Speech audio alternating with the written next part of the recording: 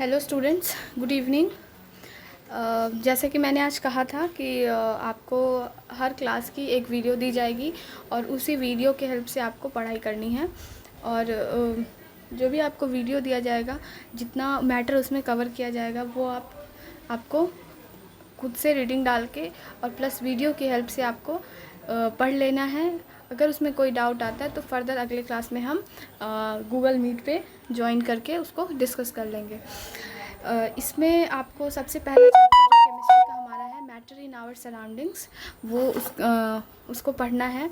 और इस चैप्टर में आपको बेसिकली मैटर के बारे में पढ़ना है कि मैटर होता क्या है और मैटर किस चीज़ का बना होता है और मैटर के क्या क्या प्रॉपर्टीज़ होती हैं, क्या फ़िज़िकल प्रॉपर्टीज़ होती हैं, और उसके बाद मैटर के कितने स्टेट्स होते हैं, उनकी क्या प्रॉपर्टीज़ होती हैं, और वो मैटर जो है एक स्टेट से दूसरे स्टेट में चेंज करता है, उन प्रोसेसेस के क्या नाम है और क्या कंडीशंस चाहिए उन प्रोसेस को होने के लिए। इसके अलावा आपको इवापोरेशन के बारे में पढ़ना है और वो हमारे डेली लाइफ में हमें कैसे इफ़ेक्ट करता है और हम उसकी हेल्प से और क्या क्या काम कर पाते हैं, इन सभी चीज़ों के बारे में पढ़ना है। इसके बाद इस क्लास के इस चैप्टर के एंड पे आपको दो जो रिसेंटली डिस्कवर्ड, जो अभी कम्प्लीटली डिस्कवर्ड नहीं है, अभी कम्प्लीटली उस पर स्टडी नहीं की गई है, बस अभी उसके बारे में स्टार्टिंग हमारा रिसर्च शुरू हुआ है। ऐसे दो और स्टेट्स ऑफ मैटर, जिसमें कि fourth state is plasma and fifth state is Bose Einstein condensate के बारे में आपको थोड़ी सी नॉलेज दी गई है, just for quick information and for your quick knowledge. सबसे पहले अगर हम इसमें देखें, जो आप चैप्टर स्टार्ट होने के बाद उसमें आपको मैटर के बारे में बताया गया है कि मैटर क्या होता है। तो अकॉर्डिंग टू साइंटिस्ट, उन्होंने मैटर को इस तरह से डिफ़ाइन किया है कि कोई भी चीज़ जो हमारे यूनिवर्स में है, कोई भी चीज़, कोई भी सब्सटेंस, हर एक चीज़ क्या चीज़ से बना हुआ है? मैटर से बना हुआ है। मतलब everything in this universe is made up of matter. और हर एक थिंग इस यूनिवर्स में जो है वो जिस मटेरियल से बना हुआ है, उसी मटेरियल को हम क्या बोलते हैं? मतलब मैटर बोलते हैं। मतलब कोई भी ऐसी चीज़ नहीं है जिसको हम ये नहीं बोल सकते कि ये मैटर से नहीं बना है। अब मैटर बना है तो मैटर क्या हो सकता है? तो आप इसके आप कोई भी एग्जांपल ले सकते हैं। प्लांट्स जिस चीज़ से बने हैं, क्लाउड जिस चीज़ से बना है, स्टार्स, प्लैनेट्स, मून, स्काई में जो एयर आपको हवा, ये अर्थ के चारों तरफ जो हवा की लेयर है, एटमॉस्फेयर है, वो सभी किस चीज़ से बना है? मैटर से बना हुआ है। अब जब शुरुआत में मैटर के बारे में पढ़ना शुरू किया गया था, तो उन्होंने अपने सराउंडिंग्स को जानने की कोशिश की कि हमारे सराउंडिंग्स में जो चीज़ें हैं वो क्या हैं और वो हमें कैसे इफ़ेक्ट करती हैं और हम उनको कैसे इफ़ेक्ट करते हैं। तो जो सबसे पहले अर्ली इंडियन फ़िलासफ़र थे, जिनका नाम फ़िलासफ़र्स जो कम्प्लीटली साइंटिस्ट नहीं होते हैं, वो लेबोरेटरीज़ में कुछ प्रूफ नहीं करते, वो सिर्फ अपने ऑब्जर्वेशन के बेसिस पे कुछ बातें कहते हैं जो उन्होंने लंबे समय तक ऑब्ज़र्व किया, और वो बातें ऑलमोस्ट 90% सही भी होती हैं, लेकिन कुछ समय ये गलत भी हो सकती है, क्योंकि it is just based on observation, उसको लैब में जस्टिफाई नहीं किया गया है। तो अर्लियर जो इंडियन फ़िलासफ़र्स थे, उन्होंने ऐसा माना था कि हर एक मैटर, हर एक मटेरियल जो है वो 5 चीज़ों का मिलके बना हुआ है। क्या क्या? उन 5 चीज़ों को हम लोग क्या बोलते हैं? पंच तत्व। पंच तत्वों में क्या क्या चीज़ें आती हैं? एयर, हवा, अर्थ मतलब पृथ्वी, फायर, स्काई एंड वाटर, आग, स्काई का मतलब आकाश, एंड पानी। और हर एक चीज़ जो है, लिविंग या नॉन लिविंग, इन्हीं 5 तत्वों से मिलके बनी है। जैसा हम अपने वेदास में भी बोलते हैं कि हमारी बॉडी जो है वो 5 तत्वों से मिलके बनी है और उन्हीं में विलीन हो जानी है, इसका मतलब वापस उन्हीं में चली जानी है। तो इसके अलावा सिर्फ इंडियन फ़िलासफ़र्स ही नहीं, आउटसाइड इंडिया भी जो ग्रीक फ़िलासफ़र्स थे पुराने, उन्होंने भी कुछ सिमिलर ही अपने थॉट्स रखे थे। उसके बाद धीरे धीरे साइंटिस्ट ने इसके बारे में और पढ़ा और इसके बारे में और जानने की कोशिश की, और उन्होंने कई तरह की नई नई चीज़ें पता लगाई with the help of laboratory experiments. तो यहाँ पे अगर हम देखें तो मैटर को हम किस तरह से डिफ़ाइन कर सकते हैं? तो matter is anything which occupies space and has mass. Matter वो सभी चीज़ें क्या हो सकती हैं जो स्पेस ऑक्यूपाई करती हैं और जिसमें क्या होता है? मास होता है। अब क्लासिफिकेशन ऑफ मैटर अभी मैंने बताया कि अर्ली इंडियन फ़िलासफ़र्स के हिसाब से 5 चीज़ों से मिलकर बनी हुई है। On the basis of physical state. Physical state मतलब वो दिखने में और छूने में, देखने में कैसा है, उस बेसिस पे मैटर को 3 क्लास में क्लासीफाई किया गया है बेसिकली। इसके अलावा 4th और 5th मैटर जो है अभी भी कम्प्लीटली प्रूव्ड नहीं है, वो दैट इज़ अ स्टेज की कहीं कहीं पाए जाते हैं, लेकिन उनके ऊपर अभी रिसर्च जारी है। इसमें से 3 जो मेन स्टेप्स हैं जो ऑलमोस्ट हर एक जगह प्रेजेंट हैं, that is solid, liquid and gases. और ये तो रही फिज़िकल की बात। फिज़िकल प्रॉपर्टीज़ के बेसिस पे मैटर को हम 3 पार्ट में बांटते हैं, सॉलिड, लिक्विड एंड गैस। वहीं केमिकल कॉम्पोजिशन के बेसिस पे मैटर को हम 2 पार्ट में बांटते हैं, जिसमें से एक को बोलते हैं प्योर सब्सटेंसेस एंड दूसरे को बोलते हैं मिक्सचर। तो इसके बारे में नेक्स्ट, ये जो प्योर सब्सटेंसेस केमिकल प्रॉपर्टीज़ के बेसिस पे जो हम मैटर को बांट रहे हैं, उसके बारे में हम अगले चैप्टर में पढ़ेंगे। अभी फ़िलहाल हमें फर्स्ट चैप्टर में सिर्फ फिज़िकल बेसिस के ऊपर जो आपको ये मैटर को बांटा गया है उसके बारे में पढ़ना है। मतलब फिज़िकल बेसिस पे हमने मैटर को कितने क्लास में बांटा है, 3 क्लास में बांटा है, तो उसी से रिलेटेड सारी हमने चीज़ें पढ़नी है। अब बात करें physical nature of matter. Physical nature of matter मतलब मैटर की जो फिज़िकल प्रॉपर्टीज़ है वो क्या है।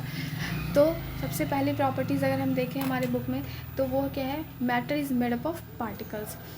हर एक मैटर जो है वो किससे मिलके बना हुआ है, कई पार्टिकल्स से मिलके बना हुआ है। और ये पार्टिकल्स जो हैं बहुत टाइनी है, इतने टाइनी है कि हम इमेजिन भी नहीं कर सकते, हमें खुली आंखों से नहीं दिखते, और उनकी साइज़ कई गुना छोटी है।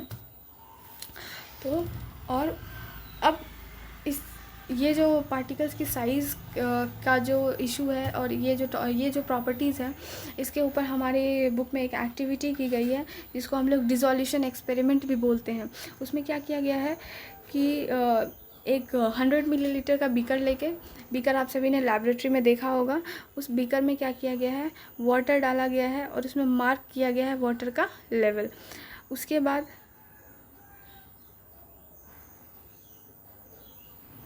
उसमें क्या किया गया है कि कुछ सॉल्ट या sugar with the help of glass rod उसमें मिलाया गया है। अब आपको अगर आप उसमें देखें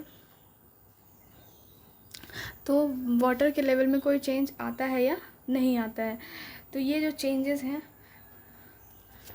चेंज है हम देखेंगे कि वाटर के लेवल में कोई चेंज नहीं आता। इसका मतलब जो हमने सॉल्ट और शुगर डिज़ोल्व किया वो आखिर गया कहाँ। तो वो इतने छोटे होते हैं कि वो जो पार्टिकल्स, जो वाटर के पार्टिकल्स के बीच में स्पेस है, वो उसके अंदर फिट हो जाते हैं। मतलब हम इमेजिन कर सकते हैं कि वाटर के मॉलिक्यूल्स खुद इतने छोटे हैं और उनके बीच में छोटे छोटे स्पेस है जिसमें शुगर का मॉलिक्यूल क्या हो जा रहा है, फिट हो जा रहा है। तो इस तरह से हम पता लगा सकते हैं कि जो भी मैटर के जो पार्टिकल्स हैं उनके बीच में क्या है, स्पेस है। और वो स्पेस भी जो स्पेस है उसमें मैटर के पार्टिकल्स इतने छोटे हैं कि उस स्पेस में फिट हो जा रहे हैं। तो इस एक्सपेरिमेंट से हमें ये पता लगता है कि जो मैटर के पार्टिकल्स है बहुत टाइनी है। अब इसके अलावा एक और एक्सपेरिमेंट किया गया है कि जिसमें कि क्या किया गया है, डिसोल्यूशन एक्सपेरिमेंट। एक है डाइल्यूशन एक्सपेरिमेंट। उसमें क्या किया गया है कि 10 ml के वाटर, एक बीकर में 10 ml वाटर लिया गया है और 10 ml वाटर लेके उसमें क्या किया गया है, 2 to 3 crystals of potassium permanganate उसमें डाला गया है। उसके बाद सबसे पहले हमने एक बीकर लिया है, बीकर में 100 ml वाटर लिया और 100 ml वाटर में हमने क्या किया, 2 से 3 क्रिस्टल पोटेशियम परमैंगनेट के डाला है। पोटेशियम परमैंगनेट जो होता है वो एक केमिकल होता है जो कि वाटर में जाने के बाद जो सॉल्यूशन बनाता है वो वायलेट कलर का, पर्पल कलर का सॉल्यूशन बनाता है। उसके बाद उससे क्या किया गया है, बहुत सारे और अलग अलग बीकर लेके उसमें 100 ml वाटर डाल दिया गया है और उससे जो फर्स्ट बीकर है उससे 10 ml निकाल के सेकंड बीकर में डाला गया, सेकंड बीकर से 10 ml निकाल के थर्ड बीकर में, और इस तरह से कंटिन्यू रखा गया। और ऐसा देखा गया कि वो जो बीकर जो कलर है वो कलर कंटिन्यूसली हर एक बीकर में अपीयर हो रहा है। अब हमें पता है कि ये जो कलर है वो किसके पार्टिकल्स की वजह से आ रहा है, पोटेशियम परमैंगनेट के पार्टिकल्स की वजह से। और पोटेशियम परमैंगनेट के पार्टिकल्स इतने ज़्यादा छोटे हैं कि वो कंटिन्यूसली एक बीकर से दूसरे से तीसरे बीकर में क्या होते जा रहे हैं, स्प्रेड होते जा रहे हैं। और मे भी अगर हम इसको कंटिन्यू रखें तो ये कई बीकरों तक ये कलर हमेशा दिखाई देता रहेगा। इसका मतलब ये है कि ये पार्टिकल्स, हमने 2 से 3 क्रिस्टल लिए थे छोटे छोटे, उसके जो वो क्रिस्टल्स इतने सारे पार्टिकल्स में डिवाइड हो चुके हैं कि वो हर एक बीकर में ईजिली कलर प्रोड्यूस कर पा रहे हैं। इससे हमें ये पता चलता है कि जो मैटर जो जिन पार्टिकल्स से मिलके बना हुआ है वो बहुत छोटा है, जिसे हम इमेजिन भी नहीं कर सकते। They are smaller beyond our imagination. उसके बाद हमें क्या पढ़ना है, हमें अब पढ़ना है characteristics of particles of matter. अभी हमने एक कैरेक्टरिस्टिक्स पढ़ी मैटर की, कि मैटर किस चीज़ का बना होता है, पार्टिकल्स का बना होता है, कई पार्टिकल्स से मिलकर बना होता है, और वो पार्टिकल्स जो होते हैं वो क्या होते हैं, बहुत बहुत बहुत बहुत छोटे होते हैं। अब हमें क्या पढ़ना है कि वो जो उन पार्टिकल्स का क्या प्रॉपर्टीज़ है, जो पार्टिकल्स क्या बनाते हैं, मैटर बनाते हैं। तो उनके बारे में हमें कितनी प्रॉपर्टीज़ के बारे में पढ़ना है। सबसे फर्स्ट प्रॉपर्टीज़ आपके बुक में क्या दी गई हैं, particles of matter have space between them. ये हम ऑलरेडी भी देख चुके हैं फर्स्ट एक्सपेरिमेंट जो हमने किया था, जिसमें कि हमने चीनी और नमक घोला था। उसमें हमने देखा था कि वाटर का लेवल जो हम मार्क करते हैं, चीनी और नमक डालने के बाद भी उसका लेवल क्या रहता है, उतना ही रहता है। इसका मतलब जो पानी के मॉलिक्यूल्स हैं उनके बीच में क्या है, स्पेस है, और उसी स्पेस में किसका मॉलिक्यूल्स जो है वो फिट हो जाता है, शुगर और सॉल्ट का मॉलिक्यूल जो होता है वो फिट हो जाता है। तो इसके अलावा अगली प्रॉपर्टीज़ आपको क्या देखनी है, particles of matter are continuously moving.